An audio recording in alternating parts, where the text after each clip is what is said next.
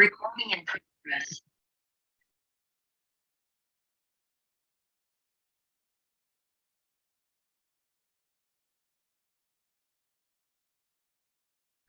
Okay, I think most people are in, so we're going to get started. So before we do, I'll just like to do an acknowledgement of country. So I'd like to begin by acknowledging, just checking, yep. I'd like to begin by acknowledging the traditional owners of the land on which we work, live and meet today. We pay our respects to elders, past, present and emerging, and we celebrate the stories, culture and traditions of all Aboriginal and Torres Strait Islander communities who also work and live on this land. So I am Mikala. I'm one of the Business South Entrepreneurship Facilitators, and the other facilitator is my colleague Sharon. Now, in Business South, we cover all of southern Tasmania. So basically from Bicheno across the map and down. So we cover a really large area. I think it's 12 local government areas that we're responsible for. So the way we can help is we provide assistance with a business idea. So if you're someone who's thinking about starting a business, you can reach out to us. We provide startup advice, so how to get things rolling, looking at, setting up your ABN, making sure you've got your insurance, ticking all the boxes to make sure that you've covered everything you need to cover. We also run lots of networking events, workshops, and community events like today's webinar, which are of interest not only to businesses starting up, but businesses that have been going a few years and are looking to grow, as we found with Bonnie. Bonnie's had a business for a while and she wants to grow it this year. And the best part is all our services are provided free of charge because we are funded by the federal government under Workforce Australia Self-Employment Assistance Program. So you can access us and our services at any time. We actually have a fairly wide scope, which is fantastic. So if you've got any questions or anything that you're stuck on, reach out to us. And if we can't help you, we have a really extensive network of other business and services who can help you. So we will connect you with whoever you need. So today's workshop, obviously, is all about setting and achieving your goals. So the first question I wanted to ask or address is, why set goals? Now, goals are really, really important. They help provide direction and purpose in our lives and obviously our businesses. They help us focus our time, resources, and attention in the right direction. And that, to me, is one of the most important parts of this. They help us focus our time, resources, and attention, because our time and attention, or our time, is our most valuable resource, especially as an entrepreneur. And knowing what you're going to put your time into that's going to give you the best results is the most important thing, because our days can so easily and quickly get chewed up with all this little busy work and busy tasks that aren't aligned with what you want for yourself or your business or your life or your family. So goals are really, really important in that respect. And obviously they help us create the life and the business that we want. Which brings me to my first question. What do you really want? Now, this is a really, really, really important question, because quite often when we start our businesses, and you'll find a lot of people that have been in business for a few years will tell you this story. We start our business because we want more time freedom. We want freedom to be able to work when we want to work, to, maybe be home more for the kids, or to indulge ourselves more in our hobbies or our interests.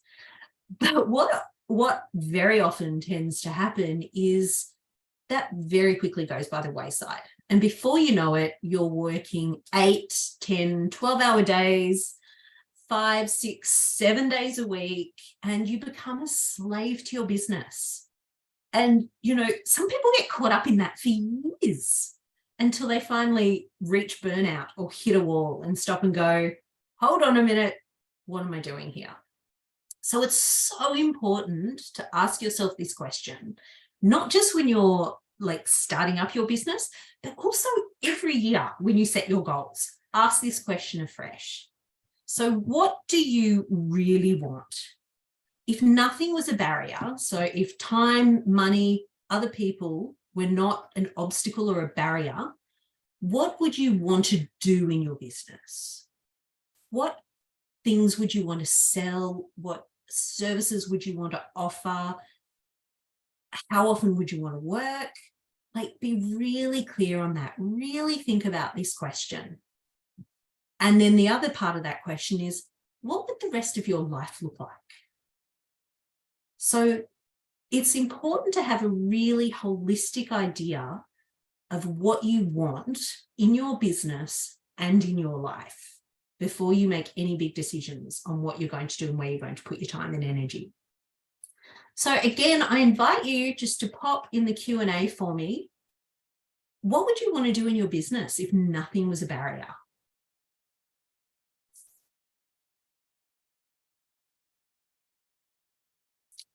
And for me, I'll just give an example while I'm waiting for some people to pop some things in. So for me in my business, I actually just want to coach. That's all I want to do. I just want to spend my time coaching other people, kind of like what I'm doing now, because that's what I really love to do.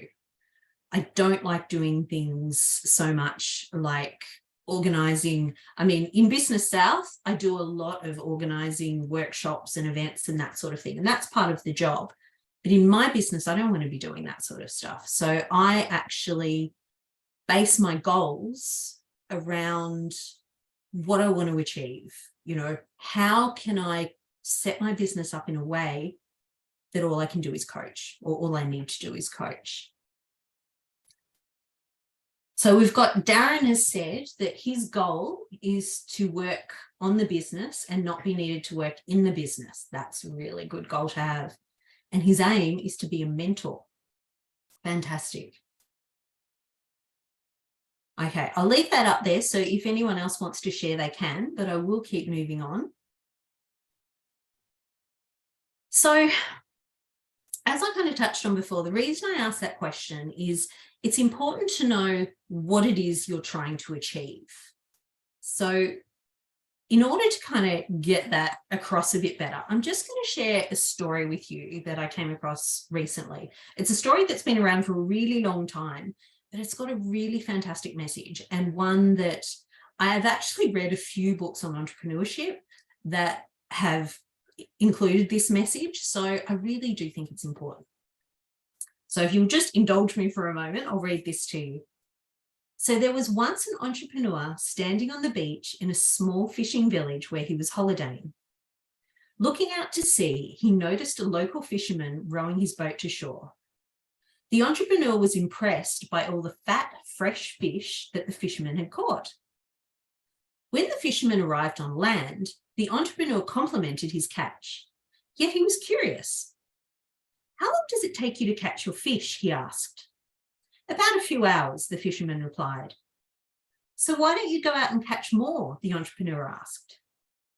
I have more than enough to feed my family, the fisherman said. So what do you do for the rest of the day? The entrepreneur wanted to know. The fisherman smiled. Well, every day I wake up early and I catch fish for a bit. After that, I go home and I play with my children. In the afternoon, I take a siesta with my wife. And at night, I meet my friends in the village. We chat, we play guitar, and we share a few beers. The entrepreneur furrowed his brow. Look, he explained, I have a degree in business management. I can help you. From now on, you should spend more time at sea so you can catch more fish. With the proceeds from that, you can buy a bigger boat and catch even more fish. And then, the fisherman asked, using the money you earn from the bigger boat, you can then get a fleet of boats and hire men to operate them. You can cut out the middleman and start selling your fish directly to the processors. You can even open up your own cannery and eventually move your company to a big city. There, you'll be able to expand your enterprise. And how long would that take? The fisherman asked. Probably 10 to 15 years, the entrepreneur said. And then, the fisherman asked. That's the best part, the entrepreneur said. Once you've made enough, you can take your business public and sell your stock to investors. You'll make millions. And then, the fisherman asked, with all that money, you can retire. You can move to a nice quiet area, maybe a small village by the beach. With all your free time, you'll be able to play with your kids. You can take siestas in the afternoon with your wife. And at night, you can meet with your friends in the village where you can chat, play guitar, and share a few beers. So, as you probably gleaned from that, and again, it reiterates the point that I made before, it's really important to know what your end goal is for your business, what it is that you want, so that you don't become a slave to the machine, building this massive empire when you really want something similar or maybe slightly better than what you've got now. So I ask you just to be mindful of that as you're making your goals and establishing your business. Because a lot of us will tell you, and I'm guilty of this as well, if you work too hard, you will hit burnout and everything will change. You will have to completely reimagine and redesign the way that you work. And my gift to you is if you can take this on board now and not hit burnout at all. So design your business in a way that supports what you want and the lifestyle that you want. Alrighty. So just before I move on to the next point, Sonia said she wants to teach 2 courses to parents and to professionals, and ultimately to just teach, not do all the back end stuff. So that's fantastic. I am absolutely hearing you there, Sonia. Okay, so when we're setting our goals, what I always encourage people to do is to set one big, overarching, impossible goal for the year. Now, hear me out, okay? So an impossible goal is a goal that you're confident you have no hope of achieving, but you're willing to give it a try anyway. And these are also known as BHAGs, or big, hairy, audacious goals. Now, the reason I suggest that you attempt an impossible goal, and there's actually a couple of reasons. The first one is if you believe that your goal is impossible, your brain actually doesn't kick up all of the drama and the stress and the worry about a goal that is achievable to you. Like if you set a goal that's achievable and that you can do it, then your brain instantly starts going, oh, well, maybe I can put that off a bit, or it's not really that interesting, so I'm not going to focus on it that much because I'll get there anyway. And like just all of these different objections and procrastinations sneaks in. And basically, there's not enough motivation to achieve an achievable goal, if that makes sense. So what you want to do is set an impossible goal, because that overrides all of the brain drama that goes on. Because if you set an impossible goal, you're like, it's impossible. So it kind of actually becomes fun. You can dream up new ways of trying to achieve that goal. You can just try things. And if something works, that's fantastic. And if something doesn't work, it's not a problem. So having an impossible goal, one of the first things is it helps you overcome the brain drama, and it helps you get down to work and try new things.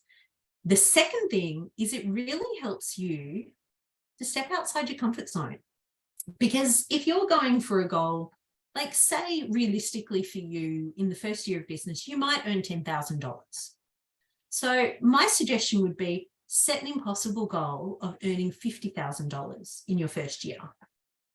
Because instantly it's like, well, there's no way I'm going to do that. So I'm just going to try all this stuff. It takes the stress away. And trying new things helps you step outside your comfort zone. And as most of you probably already know, outside your comfort zone is where the magic happens.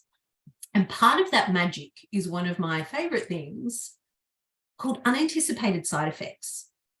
So unanticipated side effects are things you do once that continue to yield opportunities, relationships, collaborations, and ongoing growth. And they're often more valuable than the attainment of the actual goal itself. So I'm going to give you an example of quite a life-changing unanticipated side effect that I came across. So a couple of years ago, I set an impossible goal of earning a ridiculous amount of money in my business. And as part of helping me, or as a project to help me move towards that goal, and I'll get onto how you do that in a moment, I set a project of attending 2 networking events every month for a year, and to meet and talk to 2 new people at every event. So there's this one event that I was scheduled to go to and came to the day to go, and I really didn't want to go, but you know, it was part of my goal for the year, part of my strategy to get to my goal. So I sucked it up, I went along, and I met this woman there, this businesswoman called Sharon. And Sharon and I, we only met very briefly, had a little chat, and I thought she was quite nice. I think we exchanged details, and that was kind of it. Anyway, a few months later, Sharon was putting together a small business success summit for her business, and she invited me along as a guest speaker, asked me if I'd like to come along and speak. And again, I was like, oh, I don't know, it's kind of outside my comfort zone, which is why I said yes. So I went along and I spoke, and it went really well. And so Sharon and I, you know, our relationship kind of developed after that. And then what happened was, and some of you are probably getting where this story is going, Sharon got a job working for Business South. So again, she had to put on a workshop. She reached out to me asking me if I'd like to do the workshop. So I did, under the guise of my business, and went really, really well. Skip forward another few months and a position becomes available working at Business South, and Sharon put my name forward. So the unanticipated side effect of me going to that one networking event, it was probably 2 years ago, that I really didn't want to go to, kind of grew and grew. It, you know, it started with me doing the initial workshop or presentation with Sharon. Then I did a presentation for Business South, and then the opportunity came up for me to join Business South, which obviously I did. Now, when I went to that networking event, I had no idea that something like that would happen. But again, I pushed myself out of my comfort zone several times, as you heard throughout the story, and I ended up where I am now. And it's fantastic. I love what I do with Business South, and it's totally aligned with my coaching and what I love to do. So unanticipated side effects are absolute gold, and it's what you get from setting a really big, impossible goal. So when it comes to setting your goals or your impossible goals, what you want to do. Now, this, I've started off using the SMART method, but this is kind of my own way of doing it, because the SMART method is all very good and well, but I think this applies more. So the first thing you want is a goal that is specific. So when you're in business, I often recommend setting a financial goal, because that's pretty easy. You know, I want to earn $10,000, $20,000, $50,000 or $100,000 in 2023. So you want to be specific, exactly what you want to do. What do you want to do? If you want to grow your business, like Bonnie said, what does that mean? What does that look like? Does that mean you want to have 30 clients? Or, you know, how do you, well, I've moved on to the next thing. How do you measure that? So it needs to be specific. It needs to be measurable. So at the end of the year, you've got evidence to show that you've achieved the goal or that you've moved towards the goal. you want it to be aligned with your vision. So again, this is the vision you have for your life and for your business. So you don't want to be doing something like, if your vision is that you work less, but your goal has so many moving parts and involves you working more and, you know, doing all these extra things and working all these extra hours to try and get it all done, then it's not aligned with your vision for what you want. You want it to be challenging or impossible. So that's where that kind of comes in. It's got to be a challenge. And most importantly, you want it to be fun. So try and set something that at the end of the year, like, you're excited about getting it. You're excited about reaching that goal or moving towards that goal if it is an impossible goal that you're probably not going to get. So choose your goal, and then you can use this goal setting formula or goal writing formula to get it down on paper, because you need to write it out and stick it up somewhere so that you can see it, because this is what's going to be driving you in the work in your business throughout the year. So the formula I suggest is, my goal is to, grow my business to 30 clients or engage 30 clients by 31st of December 2023, or to have earned $10,000 in my business by 31st of December 2023. And then I know I will have achieved this goal because. So is that a case of, you'll look at your income statement for your business and the revenue line will show that you have had $10,000 come in, or if you've got a spreadsheet, or, you know, your database will show 30 new clients, or even if your goal is something like growing your email list, if that's your big goal for the year, I'll be able, if my goal is to grow my email list to 1,000 subscribers by the end of the year, I'll know I've achieved this because I will have 1,000 subscribers in MailerLite or whatever. So write your goal out very specifically so you know what you're aiming for. So step 2 is identify your projects. So the projects are the new things that you're going to do or try in order to reach your goal. So what I suggest doing here is brainstorming some ideas. So write down as many options as you can think of. And at this point in time, nothing is too crazy. So literally go nuts. Just write down all the ideas. And it's like, you know, again, for me, trying to reach my revenue goal for that year, I just went, okay, 2 networking events a month. That was just something I went, oh, let's try that, because if more people know me, the word will get out, I'll get referrals.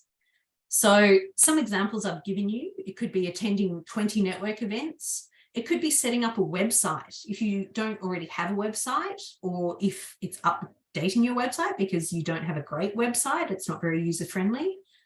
Launching a new product if you're a product-based business, running a Facebook ad campaign, attending 5 new local markets, or setting up an email marketing funnel. So there's some ideas of some projects that you can do to help move you towards your goal. Step 3, so what you then want to do is to create your plan. So in order to create your plan, you select 4 or 5 of the projects from your brainstorm and you set due dates for them, ideally 1 per quarter, and you identify the steps involved in completing them. So what you want to have is something like this. So you've got your goal for 2023, whatever that is. Then you've got project 1. So again, I'll use the example of the networking. So actually, I'll move on to the next slide because I do have some examples there. So this is how you want it to look. Your projects with their due dates and then the things that you need to do. So here's some examples. So say for this business, the goal is to earn $50,000 in 2023. We've selected 4 projects. So launch a website, run a Facebook ad campaign, launch a digital course, and attend 20 networking events. And they've all got due dates. So this is the first quarter, second quarter, third quarter, fourth quarter. So again, make sure that these due dates are doable within the way you function in your business. You know, if you're working one day a week in your business because it's a side hustle at the moment, then you might need to push those dates out, or maybe even have less projects, but make sure that it is doable, because you don't want to be working nights and weekends. So let's take the example of launching a website. So some of the to-dos, and this is by no means an extensive list, you might need to find a web designer if you're not going to do it yourself. If you are going to do it yourself, then you might need to find a program that you're going to use, or a platform that you're going to use, like Squarespace or something, to make your own website. You need to write the copy for your website, so all the words that are going to appear. Or if you're not going to do it yourself, if you're going to hire a copywriter, you need to find and engage a copywriter. If you need photos, if you've got products, or even if you're a service-based business and you need some photos of yourself, you might want to organize a photo shoot. Then you might want to create some social posts to let people know that the website's coming, etc. So that's what you want to do for each of your projects. Break it down into the actions that you need to take. So work out what these actions are.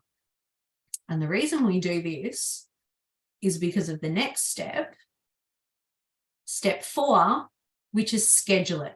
And this, talking to you with my productivity coach hat on, is the most important step, because if we don't make the time and space in our diary to do this stuff, you'll never get to it. And so what I suggest doing is using time blocks in your calendar. So actually blocking off a period of time every day or week. I don't recommend doing any more than a week. Like, I think you need to spend at least some time every week working on your projects to just do your project work. So what I recommend doing is blocking off time in your calendar for the next 3 months. So go through and put in blocks of time in each week that you're going to work on your projects. And then every time that time comes, so if it's 1 o'clock on a Tuesday, you sit down with your list of tasks that you've got from your project and you work your way through it. Now, this is such an important step, because so many people have their to-do list, but they don't schedule the time to do it. And again, if it's not in your calendar, if you haven't set the intention to do it, you won't do it. And the other thing that you need to do is protect this time. Excuse me, because if you don't protect the time and you kind of leave it open and go, oh, well, I'll do that unless something else comes up, chances are something else is going to come up and it's going to get pushed and it's going to get pushed. And before you know it, 3 weeks have gone past and you've done no work on that project. You haven't gotten any further ahead, which means you're not making the movement towards your goal. And that, my friends, is how goals don't get achieved, or how people don't make progress towards them. It's the lack of scheduling, planning, making the intention, setting the time, protecting the time, and then acting on it. And the final step, step 5, is celebrate. So take the time to stop and celebrate the completion of each of your projects individually by doing something fun or nice for yourself.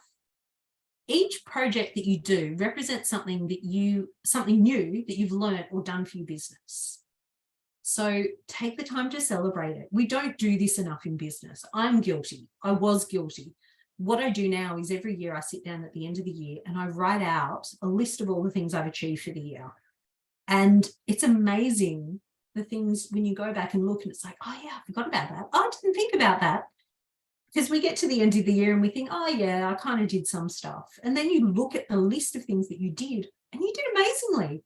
And it's important to celebrate that, because you don't, funnily enough, in your own business, you don't have a boss who's going to turn around and say to you, good job. You are that boss. So you need to make sure you take the time to celebrate, to tell yourself you've done a good job. And this also helps keep you motivated and moving forward for the rest of the year, because, you know, we've all been in the job where, or most of us, a lot of us, it's the reason why we start our own business, we're slogging away and we don't get the recognition, or we don't get the tap on the shoulder saying, well done. And it's exhausting. And you don't want to do that. Be a nice boss. Be an awesome boss for yourself. Don't be the hard taskmaster that, you know, no one wants to work with. So just to recap, step 1, choose your goal. My advice, make it impossible.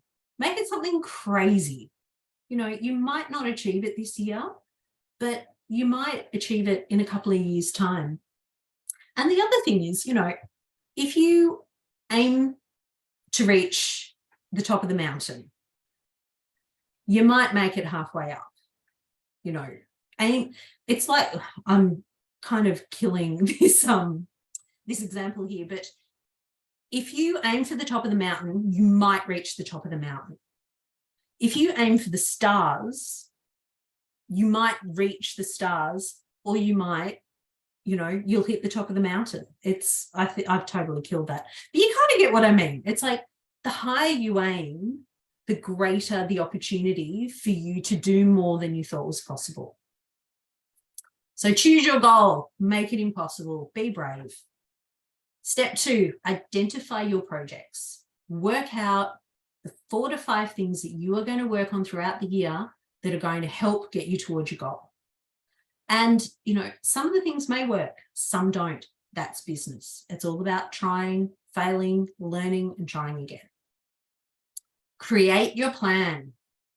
Pick your projects, set their due dates, and work out the things that need to be done to make them happen, to tick them off.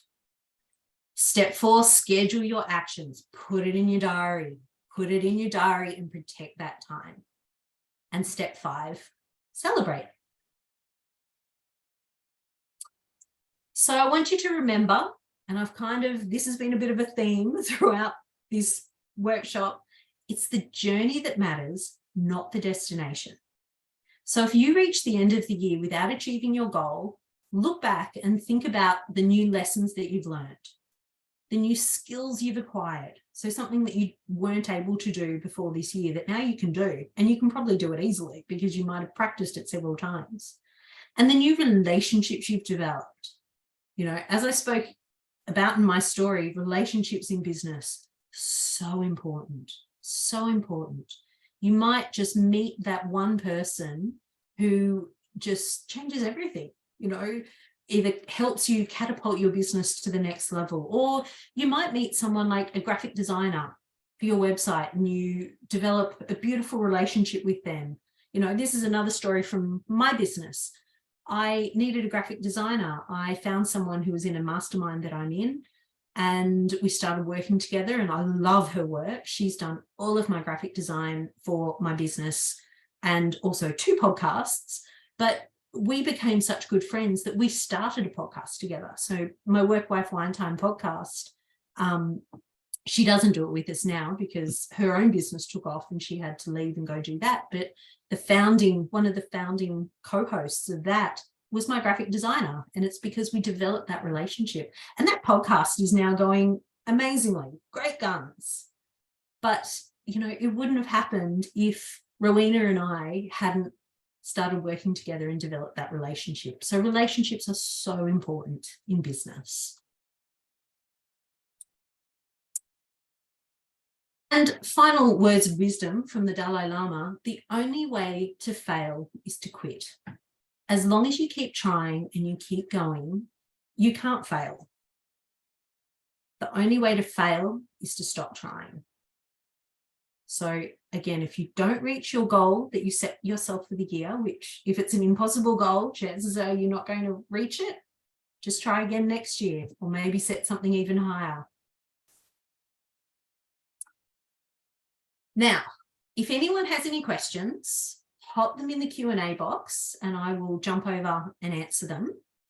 But I'm going to keep talking for a little bit and then I'll come back and answer the questions. So I'll just give you some time to have a think and pop anything in there.